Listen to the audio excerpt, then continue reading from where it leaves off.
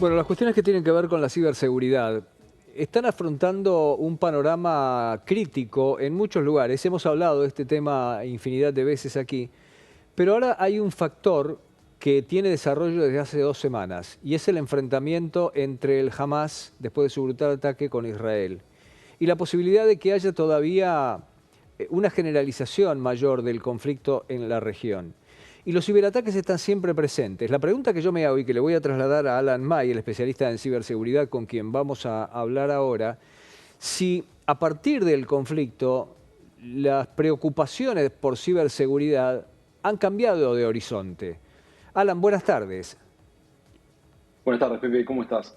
Sí, yo te diría que más que han cambiado, es interesante ver cómo, por ejemplo, en reportes como el de Microsoft, emitidos unos días antes del ataque que mencionabas, demuestran cómo más allá del cambio de horizonte es un cambio de estrategia, podríamos decir, en términos de lo que veníamos viendo hasta ahora. Por ejemplo, en el inicio del conflicto Rusia-Ucrania, que se desató como una ciberguerra antes de la primera invasión, el objetivo era básicamente infraestructura crítica de ambos lados, ¿no? Empezó como una ciberguerra donde estaban intentando llegar a derribar infraestructura crítica de manera virtual, de manera digital. Esto es algo que se había venido viendo con varias organizaciones aliadas a determinados estados, en algunos ataques que a veces no se explicaban, como el que había pasado con la agrupación cibercriminal Conti en el ataque a Costa Rica, pero sí es cierto que ha habido una tendencia muy marcada que casualmente surge, por ejemplo, de este reporte de Microsoft que citaba, que fue emitido el 5 de octubre, 2 días antes nada más de lo que sucediera después a través del ataque que mencionabas. Lo que indica el reporte y una de las cosas más relevantes tienen sentido, insisto, el reporte fue publicado 2 días antes de los ataques y lo que se pudo saber hasta ahora en términos de filtración de información y demás tiene que ver no con que la organización haya atacado infraestructura crítica de manera digital de Israel, por ejemplo, sino que con medios, como bien decías, en términos de los cambios, con medios de espionaje digital.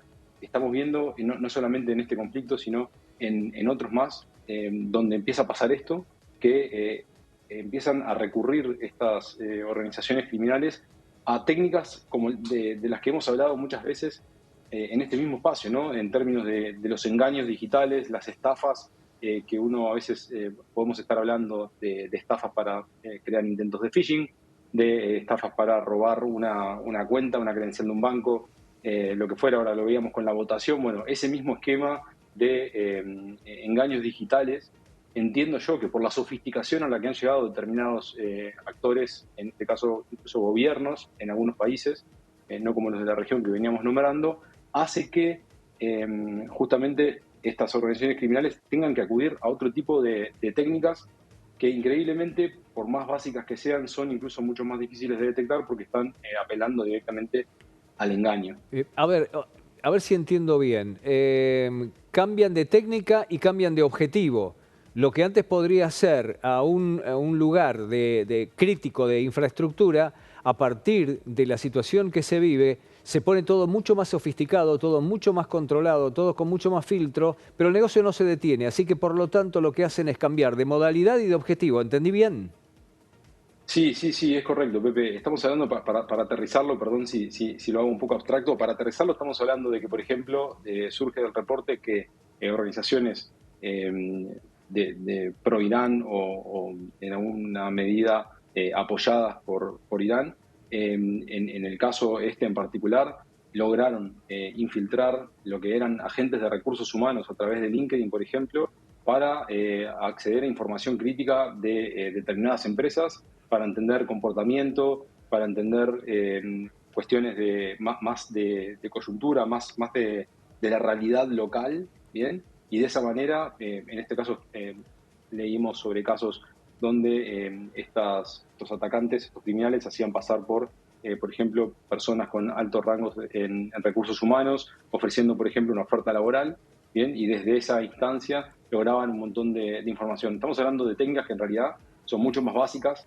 que ir a tratar de volar una central termonuclear o una central hidroeléctrica o lo que fuera. estamos hablando de engaños mucho más cotidianos, ¿no? Que se utilizan en este caso cada vez más en este sentido.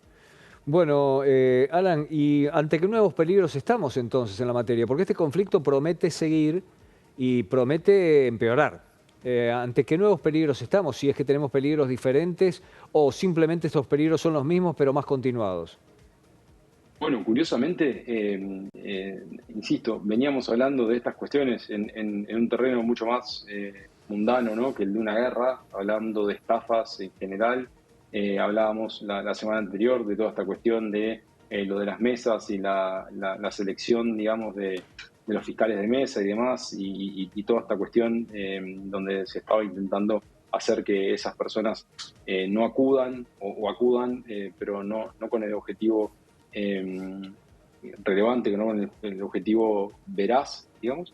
Y ahora estamos viendo algo, estamos hablando de algo mucho más peligroso, que es sobre el impacto que puede tener esto en una guerra, ¿no? Ahora, en el mismo informe, por ejemplo, se citan casos donde Corea del Norte sale a hacer también medidas de espionaje por un lado, y por otro lado robo de criptomonedas, Mm. millones y millones de criptomonedas para financiar esto.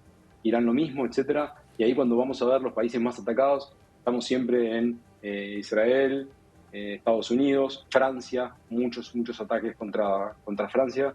Entonces, cuando vemos estas medidas, no estoy diciendo que no vaya a haber más ataques de los complejos de antes, pero sí se ve una disminución de estos ataques masivos de ransomware que trataban de provocar la caída de una entidad del gobierno o una planta de producción de alguna infraestructura crítica, y estamos pasando a otra guerra que es una guerra mucho más blanda, más difícil de percibir, que quizás es menos compleja, pero tiene mucho impacto por la información que se sustrae. En ese sentido, Pepe, ahí la recomendación sigue siendo, incluso para nosotros en la vida cotidiana, estar alertas, habilitar doble factor de autenticación en todos los servicios digitales que utilicemos, y sobre todo, ante cualquier tipo de sospecha, hacer las denuncias pertinentes o solicitar la asistencia que se pueda a los profesionales del caso. Alan, quiero agradecer muchísimo este contacto. Un placer, Pepe. Hasta la próxima. Un saludo muy cordial.